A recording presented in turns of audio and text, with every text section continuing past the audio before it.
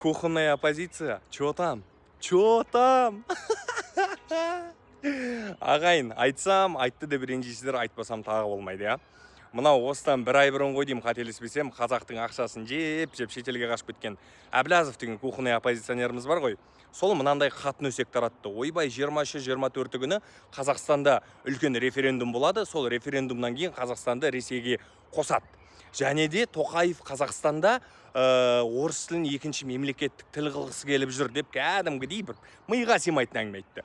Біздің мынау елімізде жүрген сол Әблязов деген қашқынның санасыз жендеттері бар ғой, солар кәдімгідей алып ұшып осы әңгімені дүрліктіріп жіберді да, кәдімгідей халық шулатып жіберді. Олардың мақсаты мынау шетелден гранттарын ұтып алған ғой, енді сол ақшасын алып отыр, сол гранттардың енді өтеу керек қой бірдеңе. Мақсаттары халықтың арасына іріткі салуда. Қазақты ойлап отқан біреу жоқ. Ал бүгін жиын болды, бүгін 24 референдум туралы әңгіме болды ма? Дым айтылған жоқ. Дым айтылған жоқ.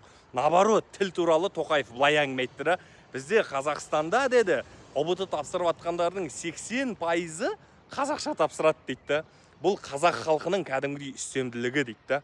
Одан кейін қазақтың жері болғандықтан шетелде жүрген бүкіл қазақтың атамекені осы қазақ даласы болады деді. Кухонный оппозиционерлер, чё там? Референдум қашан?